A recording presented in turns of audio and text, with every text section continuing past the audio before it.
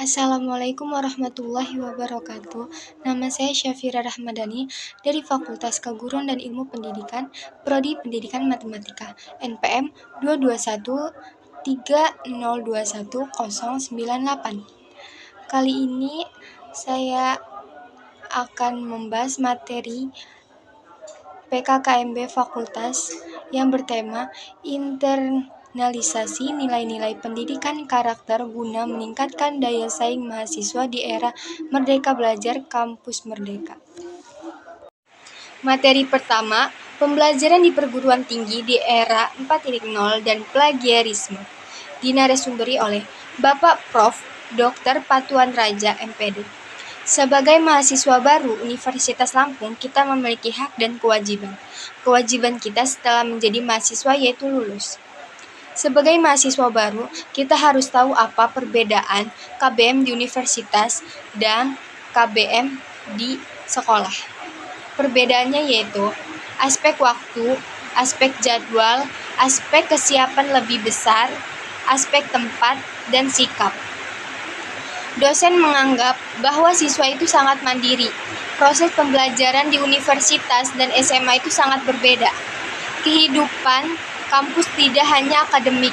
Akademik itu artinya lulus dengan praktik dan ijazah. Tapi kampus tidak hanya sebatas itu, tapi juga pentingnya organisasi. Dan terkait plagiarisme. Plagiarisme sama dengan mencuri. Plagiarisme sama saja artinya mengambil hak orang lain. Cara mencegahnya, caranya kita harus mencatat, rajin menyimpulkan ketika dosen memberi materi, dan meresapi apa-apa saja pendapat orang lain. Buka wawasan, buka pikiran, perbanyaklah mencari ilmu, dapat melalui buku, internet, web-web, pelajaran, dan lain-lainnya. Perkuliahan itu berbeda jauh dengan sekolah. Kehidupan kampus tidak hanya perihal akademik saja, tetapi juga organisasi. Strategi menulis, jangan membuat kalimat milik orang lain. Materi kedua, sistem perkuliahan dan bimbingan akademik dan kerjasama. Dinarasumberi oleh Bapak Dr. Riswandi, MPD. Sistem perkuliahan dan bimbingan akademik dan kerjasama. Beliau di sini menjelaskan analisis mahasiswa. 1. Kemampuan akademik. 2. Bagaimana terujinya kurikulum kalian yang mengalami SMA daring. 3. Pemulihan. Dan 4. Ekosistem belajar. Dan terkait dengan literasi 4.0. Ada literasi data. Di sini kita berkait bagaimana kalian memahami menggunakan teknologi di sini. Bagaimana kalian membaca data di sini, menganalisis data atau literasi data atau coding.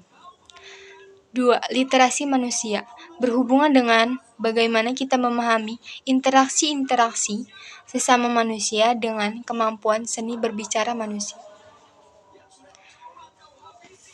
Beliau juga menjelaskan pengembangan iptek dan inovasi. Tujuan kita untuk kuliah, apa ini pilihan kita. Kuliah itu investasi masa depan. Karakteristik yang menang seperti komunikatif, proaktif, etis, cerdas, gigih, kooperatif atau kerjasama. Strategi menyusun jadwal. 1. Buat daftar kegiatan. 2. Buat skala prioritas. 3. Perkirakan kebutuhan waktu. 4. Alokasi waktu. 5. Evaluasi. Beliau juga menjelaskan sistem kredit semester atau SKS. Tujuan SKS, beban studi. Materi ketiga tentang fasilitas untuk perkuliahan dan mahasiswa. Dinarasumberi oleh Bapak Dr. Andes Supriyadi, MPD. Fasilitas untuk perkuliahan dan mahasiswa. Fasilitasnya terdapat 1. Tempat parkir terpadu ada 2 di BNI dan GSG. 2. Gedung dekanat. 3. Gedung A. 4. Gedung B. 5. Gedung C. 6. Gedung D. 7. Gedung E. 8. Gedung F. 9. Gedung G. 10. Gedung H. 11. Gedung J. 12. Pusat kegiatan mahasiswa. 13. Panglima Polim. dan 14 sanggar tari dan musik. Materi keempat, tugas pokok mahasiswa dan alumni, dinarasumberi oleh Ibu Dr. Riswanti Rini, MPD. Kita sebagai mahasiswa jangan sampai menjadi yang namanya mahasiswa kupu-kupu, baik di bidang akademik maupun non-akademik. Itu semua harus beriringan, harus bersamaan. Yang kita utamakan yaitu akademik dan non-akademiknya. Akademik harus dijalankan dengan baik sesuai prodi yang telah kita ambil. Nah, begitupun dengan non-akademik. Beliau juga menjelaskan di kemahasiswaan ada 1. Pelaksanaan layanan pembinaan minat bakat dan penalaran kemahasiswaan. 2. Pelaksanaan layanan administrasi kegiatan kemahasiswaan. 3. Pelaksanaan layanan kesejahteraan mahasiswa. 4. Pelaksanaan fasilitas kegiatan lembaga kemahasiswaan. 5. Pelaksanaan pengelolaan data dan informasi kemahasiswaan dan alumni. Bagi mahasiswa yang berhasil menoreh prestasi tingkat nasional maupun internasional, akan dilakukan pendataan dan pengusulan penghargaan ke Rektorat Unila.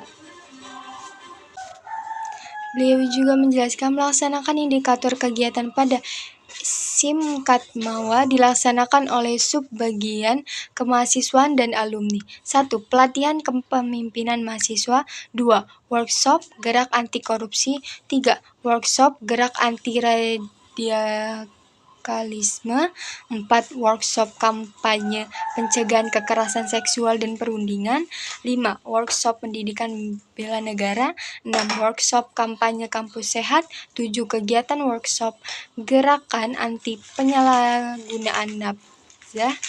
8. Workshop pendidikan norma etika dan soft skills mahasiswa. 9. Diklat dan workshop kewirausahaan. Dan beliau juga menjelaskan surat keterangan pendamping ijazah atau SKPI. Sekian resume dari saya tentang PKKMB Fakultas pada tanggal 18 Agustus 2022. Terima kasih. Assalamualaikum warahmatullahi wabarakatuh.